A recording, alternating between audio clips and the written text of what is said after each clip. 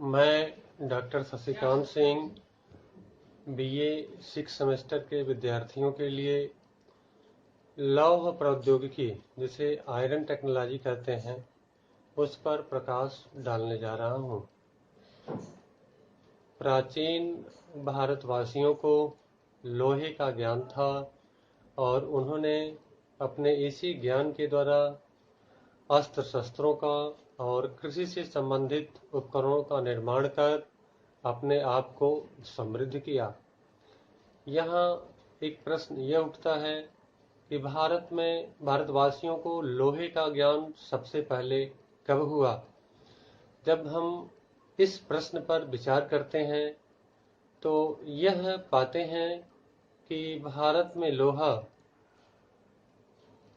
चित्रित धूसर मृदभांड संस्कृति के साथ पाया जाने लगा था और यह जो है अतरंजी खेड़ा, हस्तिनापुर, आलमगीरपुर, रोपड़, भगवानपुरा नोह जैसे तमाम स्थलों से हमें लोहे की उपलब्धता के प्रमाण मिलते हैं।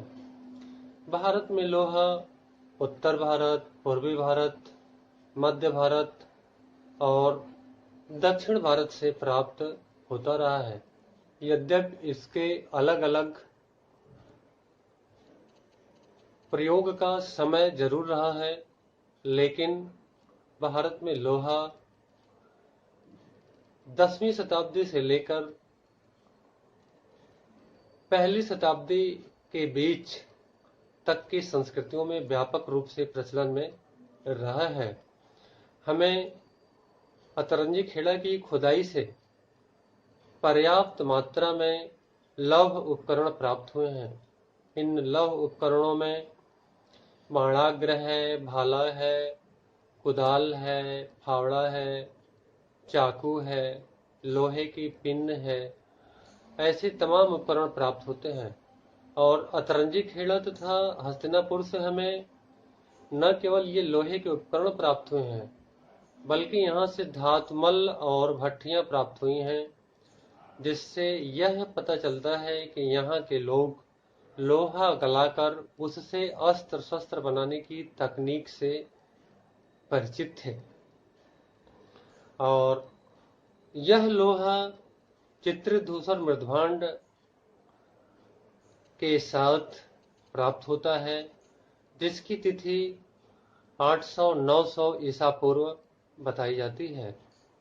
लेकिन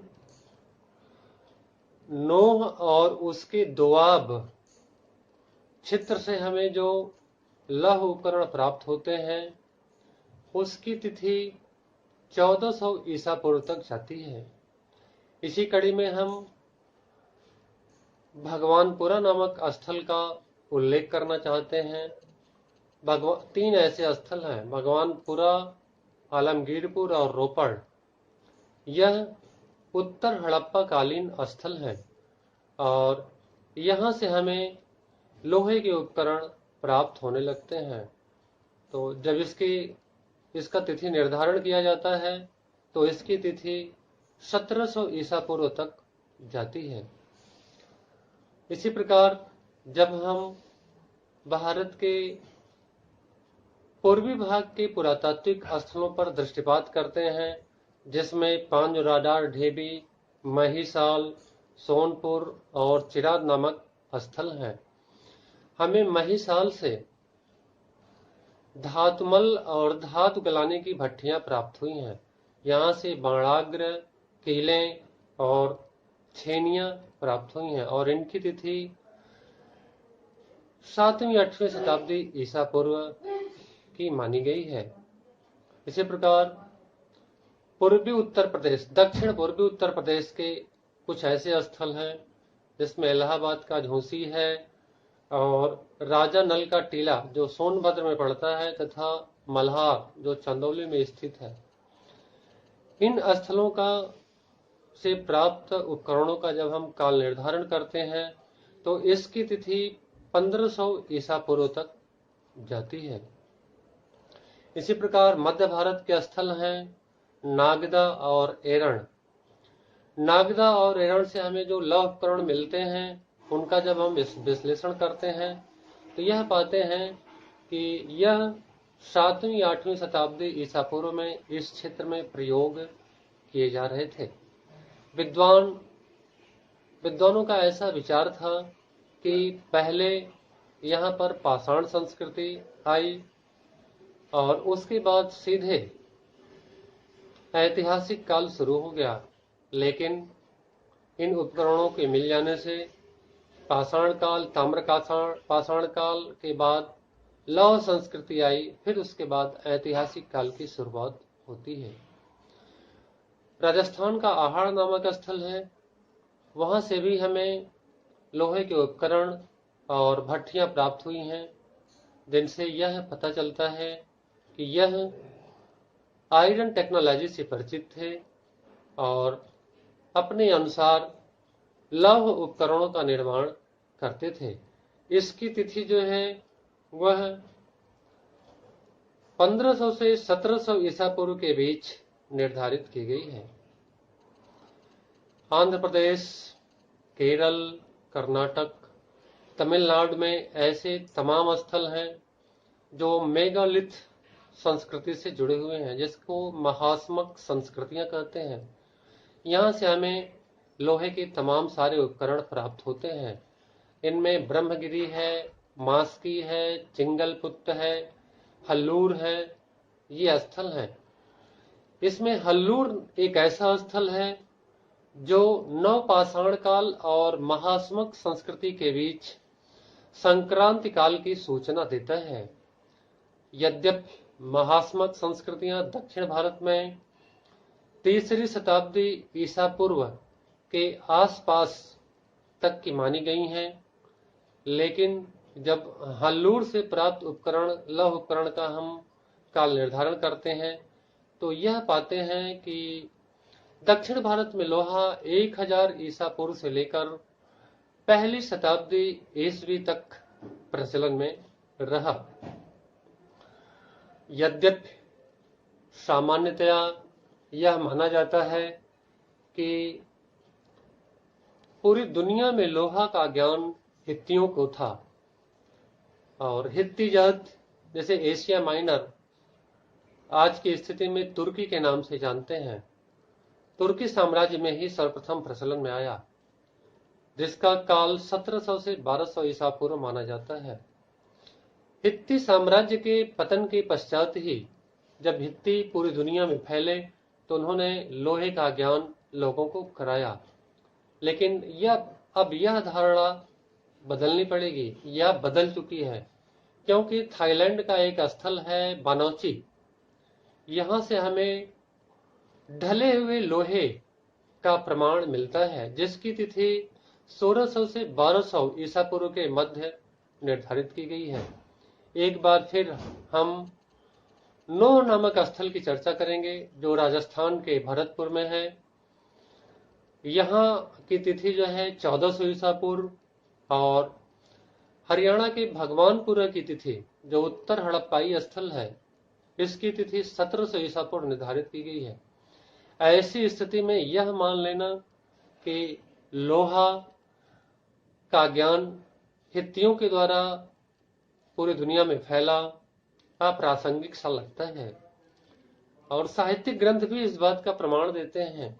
जैसे ऋग्वेद में तमाम सारे ऐसे उल्लेख मिलते हैं, जैसे ये पता चलता है कि ऋग्वैदिक लोगों को लोहे का ज्ञान था।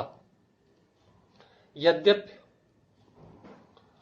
व्हीलर महोदय ने यह कहा है कि भारत में लोहे का ज्ञान अखामनियों के द्वारा आया और उन्होंने ही भारतीयों को इससे परिचित कराया। कुछ विद्वान यूनानियों को बताते हैं, लेकिन तमाम ऐसे यूनानी साक्ष्य हैं जिनसे यह प्रमाणित हो चुका है कि जब भारत सिकंदर में आया तो उसके पहले भारतीयों को आयरन टेक्नोलॉजी का ज्ञान था।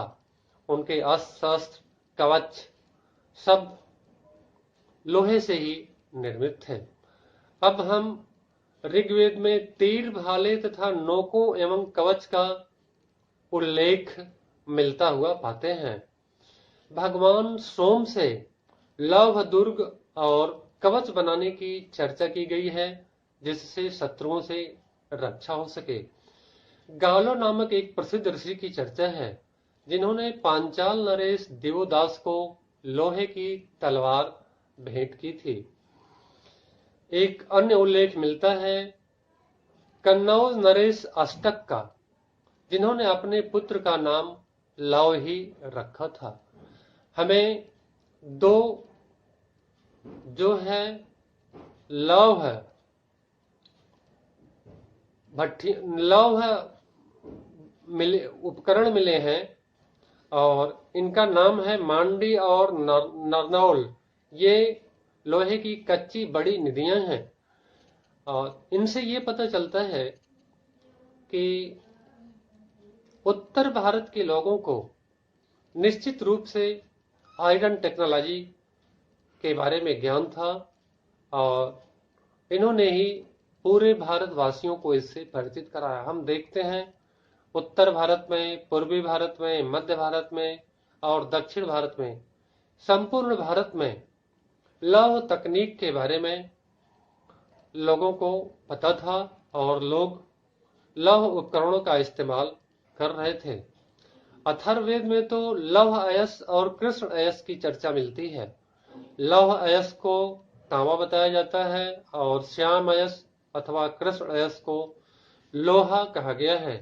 इस प्रकार हम कह सकते हैं कि 17वीं शताब्दी से लेकर 6वीं शताब्दी ईसा पूर्व तक जो NBPW कल्चर का काल है, जिसे उत्तरी कृष्ण मार्जित मृदभांड के नाम से जानते हैं, इस समय तो लोहा निश्चित रूप से व्यापक रूप से प्रचलन में था और दक्षिण भारत में पहली शताब्दी तक के लोग लोहे का प्रचलन कर रहे थे। तो और इसी कारण भारत में के विभिन्न भागों में नगरीय क्रांति हुई और यह नगरीय क्रांति लोहे के कारण ही पैदा हुई। लौह उपकरणों के द्वारा ही 24 बैलों द्वारा हल खींचे जाने की चर्चा है।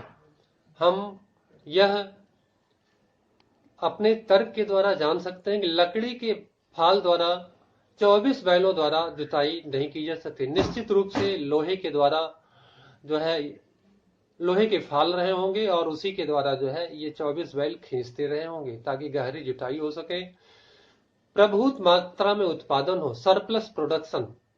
और सरप्लस प्रोडक्शन का ही परिणाम रहा कि भारत में द्वितीय नगरीकरण की शुरुआत 6ठी शताब्दी ईसा पूर्व में हुई।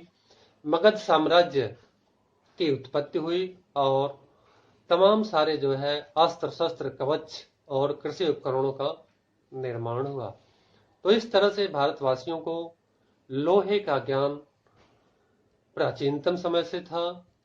17वीं शताब्दी से लेकर इसे हम मान सकते हैं कि भारत में लोहे की प्राचीनता 17वीं शताब्दी से लेकर बाद के काल तक रही, यद्यपि इसका व्यापक रूप से प्रचलन 1000 ईसा पूर्व के आसपास रहा। बहुत बहुत धन्यवाद।